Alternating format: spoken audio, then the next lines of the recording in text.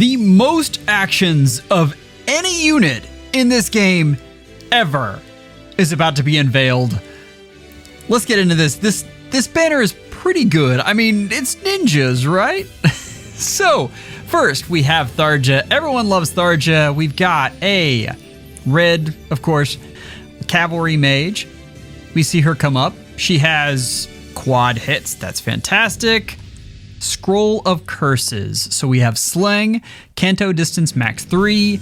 We have grants attack speed +6 and Anathema, which is inflicts speed defense res -4 on foes within 3 spaces of unit during combat. So I had to think about this. The interesting thing about this is that it's a rain status, right? And so it stacks. Like the first thing I looked at this and I was like, speed defense res -4, why do I care? That is so small. But this is, so that in the following status unit and allies within 2 spaces for 1 turn, and then you get special acceleration. So I want you to think about an entire team with that on there. And if you had, say, 4 units, suddenly that's a -16 out of that, which is much, much bigger. So anyway, that is, like on first glance, I thought that was the worst thing ever, and I wasn't sure why they did that. But that is really an interesting piece there. Then we have, if unit initiates combat, so this is single-phased Brave, and this is Desperation as well. Desperation is absolutely critical on your Brave units right now. The reason being, the 3rd hit is what gets through Special Fighter. And so you want to hit as hard as you possibly can on that one there.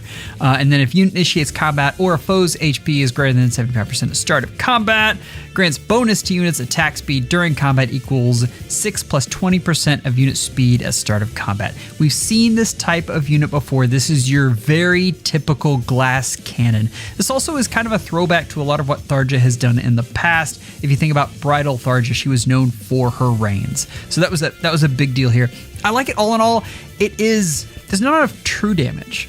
Just to be frank, I needed a little more true damage in the weapon here for this to be amazing, but she does have some interesting stuff coming as well. This is Sly Swift Sparrow. This is inheritable by everyone but Stavs.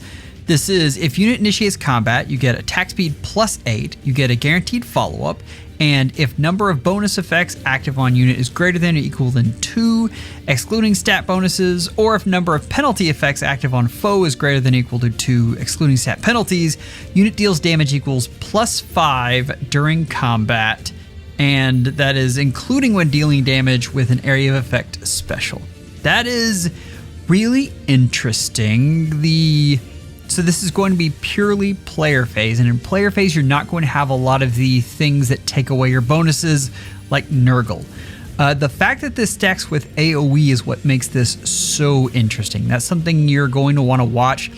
I'd have to sit back and do the math, but that is very nice to have, just additional damage on top of your AoE. We'd have to look at, like, say, Verge of Death and what the difference there would be. I have a feeling that if you discount panic, like if there's no panic going on, this is probably better. But the anti-panic thing is very, very good. Moving on with this unit, we have Resonance 4, of course. The piercing on that is excellent. It's Resonance 4 is just the B skill for all the tomes right now. And then Defense Res Smoke 3. I've never been a huge fan of this. It's interesting. It can be fun for PvE stuff. For most PvP stuff, Aether Raid, Summoner Duels, I think they're just better C skills, and you'll find them on this unit. But this begs the question, where does this unit rank? Right now, again, I wanted a little more true damage. Because she does have quad hits, I'm still putting her in tier 1. But understand that you're probably going to have to do some special things for her to really do damage. If you were to make this unit an AoE nuke, that would be incredibly interesting, because you get your AoE off and then 4 hits. But the thing you're going to really want to watch here is how many times can you get your special off. And I mean, this is trying to get you Luna off twice. So if you could do that, this is still good, but again, I really want a more true damage. Tier 1 is still very good though. If you're a Tharja fan, I think you can definitely go out and do some damage with this unit. Next we have Celine, and this unit is a bit more one-dimensional than I wanted to be. Now, this is a blue infantry tome, so there's some interesting things you can do with her just because of that. You know, she has the warping, the OG Sonya warping there. Basically turns any unit, any ally into a unit with guidance 4. So that's nice. We have Scroll of Tease, which is slaying. We have Brave, which is dual phase Brave. Unit can move to any space. There's that warping. At start of enemy phase, restores 10 HP to unit and allies within 3 spaces. Remember, this is what her original form is known for, is this healing. You're going to see it before combat, or at the start of turn, and then after combat as well, which is nice. After a start of turn effects trigger on enemy phase for unit and allies within 3 spaces of unit. 3 spaces is nice. Neutralizes stat penalties and 2 penalty effects. Okay, so remember, this is only 1 phase. This isn't at start of player and enemy phase, but that's still very good for tanking. And that's really what this unit is meant to do. This is meant to be a tank support. Cleansing stat penalties is already good. We need more of that in the meta right now. And cleansing of the 2 penalties can be very, very valuable. Keep in mind, there's a whole hierarchy. I won't link it here, but it is definitely out there. We can look at what priority you have to get to which skills are getting cleansed. You then have the grant speed res +4 to allies within 3 spaces of unit, and then again that 10 HP. If unit initiates combat or is within 3 spaces of an ally, grants bonus to units. Attack speed defense res equals 15% of unit speed at start of combat +5, and deals damage equals 6 times number of allies with higher than 50% HP during combat, max 18, and restores 10 HP to unit after combat. So this is supposed to be a support unit that has some killing power. I do think she's going to have some decent killing power. The question is, in this current meta, is this good enough? And it is really tough. Like the support heroes right now, it is hard to get them in. We finally have speed res tempo 4, which is excellent. You get tempo plus the piercing, and speed res ploy 3, which is again new, which is very nice on this unit. Ploy and exposure is excellent. Let's talk about where this unit fits though. We'll jump over to the tier list here.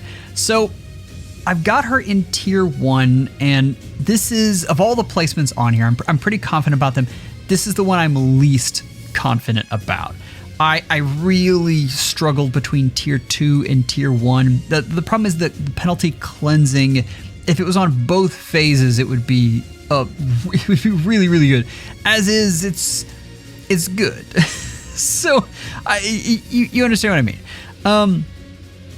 I don't know. We have so many different kinds of supports that we need right now that are very, very important. And I don't know how well she ranks. I think during her bonus season, she's going to be amazing to have with your tank. In Aether Raids, it's just going to be hard to slot her in otherwise, and I don't think she's going to make it to Summoner Duels. So I always have to remind you, though, tier 1 is still very good. Support units, this is one of the most competitive tier lists in the game right now. This is absolutely nutty what support heroes can do right now. Next is Diamant. I love Diamant. Okay, so this unit has a lot of interesting things. This is an Omni tank. He's an Axe Infantry unit. And right off the bat, we see Bold Kusarigama. We have Slaying. We have Dual Phase Brave. If unit initiates combat or is within 2 spaces of an ally, grants bonus to units. Attack speed defense res equals 15% of units defense at start of combat +5. Deals damage equals 25% of units defense. That is a lot. Reduces damage from foes attack by 25% of units defense. And that is also a lot. We can call that in the range of 10, although it'll probably be a little bit higher there. Neutralizes, reduces damage by X% effects. Okay, remember this is where nothing works, right? The DR piercing doesn't work. The no follow-up, he gets that. And then we have this weird thing where increases the speed difference necessary for unit or foe to make a follow-up attack by 20 during combat, which is a real callback to his game. Speed must be greater than or equal to 25 to make a follow-up attack, stacks with similar skills. If unit initiates combat, grants special cooldown count -1 to unit before unit's first attack during combat. Whew, that's a mouthful. So, this unit has a lot of interesting things, and I like the weapon a ton. The problem, I mean, you always look at this and you kind of worry about some things. What we were missing during his first version was all of the percent damage reduction. But keep in mind, that was a bigger thing at the time. Most units have piercing, and so the percent damage reduction just isn't as good. The ability to turn off piercing and have a ton of flat DR is on the rise right now. So this could be a sneaky unit. Next we have Boulder, and this is going to be the armored beacon for infantry units. Right off the bat, you have 50% of the defense as a boosted special damage. You have the 40% DR as long as your defense is greater than a foe's defense -4. That is really good. There aren't a lot of nukes right now that stack defense. So this is an excellent skill to have on a lot of different units, and it kind of expands what we can do. You don't just have to be a speedy Omni tank right now, or just tank. Like melee frontliner even would probably be a good thing to have this on. But let's move on to what else is in the kit, because we get to some interesting stuff here. Attack defense finish is not interesting. Attack defense spiked wall is. Foes with 1 range, you guys have seen this. This is bulwark up front, inflicts attack defense -4 on foe, deals damage equals 15% of the greater of unit's defense or res, reduces damage from foe's first attack by 7. That's more flat DR right there, which is really nice. That includes Brave, and neutralizes effects that inflict special cooldown charge -X. So you've got the whole null guard here.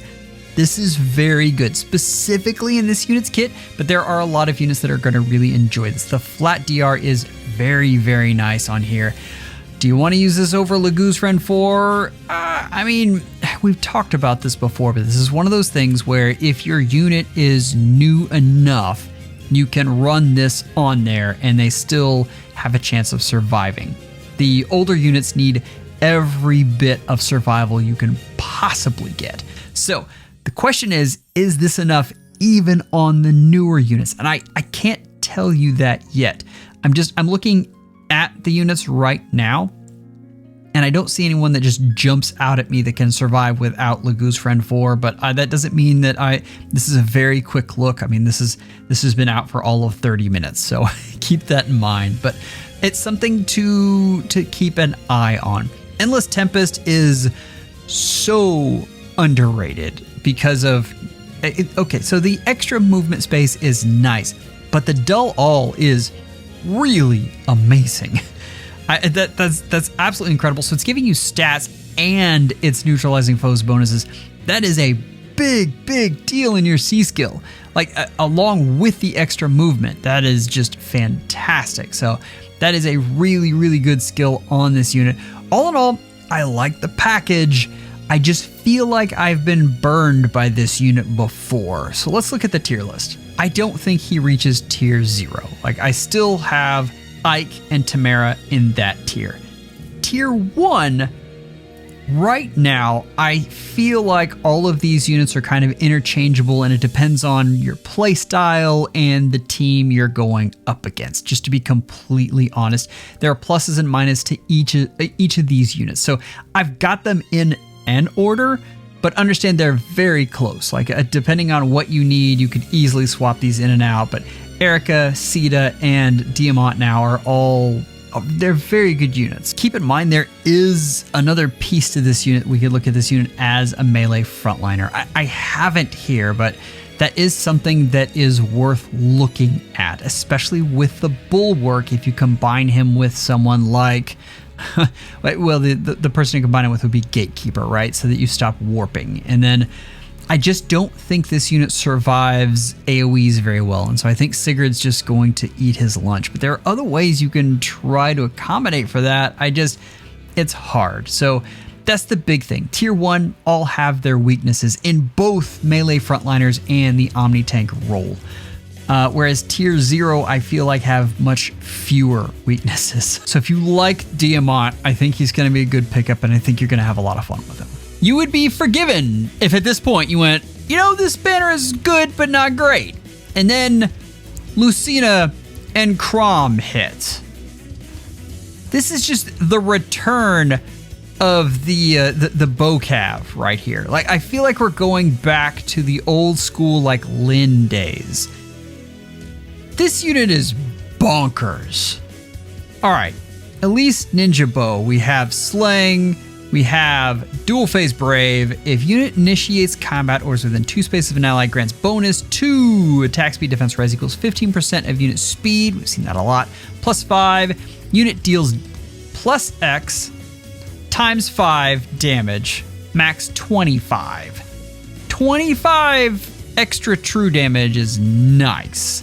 X is the number of bonus effects active on unit, excluding stat bonuses plus number of penalties. It is not hard to get up to 25 is really what that's saying. Reduces the percentage of foes non-special reduced damage by X% by 50%. So we already have piercing built in the weapon, so you know curve shot is coming, and neutralizes effects that inflict special cooldown charge minus X on unit during combat. So you have that anti-tempo. And also, if unit's attack can trigger unit special, grants special cooldown count -1 to unit after first special trigger per combat. They're trying to get it to where you proc curve shot twice. That's really what they're doing. Like, that's, and I think this unit can do it. Future Focus is, like, that bow is good. That bow is very good. Future Focus is the thing, though. Like, unit and target allies swap spaces, grants Future Witness and no follow-up to allies within 2 spaces of unit and target after movement for 1 turn. Hold on right there. Remember, no follow-up is not a given anymore. We have a lot of things to get on C skills. It is hard to get no follow-up on units, and this unit does it easily by swapping. So, grants special cooldown count -1 to unit and those allies, and grants another action to unit. That's the allies within 2 spaces. So, Chrom, dual Chrom would do this for 1 unit. Chrom and Lucina do it for all the units within 2 spaces, which should be mostly your entire team. You get no follow-up and special cooldown and Future Witness. Future Witness we haven't even gotten to. Enables Canto 2. Flat Canto, already good. Grants attack speed defense res +5 to unit and reduces damage from foe's first attack by 7 during combat. First attack, okay, this is brave attacks. And also, if unit initiates combat and foe's attack can trigger foe's special, Scowl. Because why not? This is nuts. This is so good. I'm in love with this. Like, this is a very, very good unit right now. Okay, that's already amazing. We're gonna move on because there's other stuff. We talked about curve shot, right? Curve shot's great. Curve shot is fantastic on units that already have piercing. If you don't have piercing, you need to get it some other way, or you need Deadeye. Curve shot's a 2 cooldown special. You get what's coming here, right? I mean, already Slaying's there. This unit is going to be able to proc curve shot a lot. So, I mean, that is, yeah. This unit is going to absolutely destroy things. We have Flared Sparrow, and we've seen Flared Sparrow. Next, we have Speed Defense Detect, and this is inflicts speed defense -4 on foe during combat. If movement assist skill is used by unit or targets unit, inflicts exposure on closest foes within 5 spaces of unit, and target ally or unit and target ally. You guys have seen this before, right? This is like it inflicts it on the opponent, and it scatters about within 2 spaces of that opponent. Also inflicts speed defense -5 on those units with exposure and neutralizes bonuses to speed defense for those foes during combat. I've never been a huge fan of these skills. I like this one. This one is very interesting. But we also have Shadow Shift, which is a phenomenal skill already. When Kanto triggers, enables unit to reposition. You guys know this one. I love this one. So this unit goes up, swaps, gives a ton of bonuses out, attacks, Kanto's back, repositions another unit. That's already a lot, right?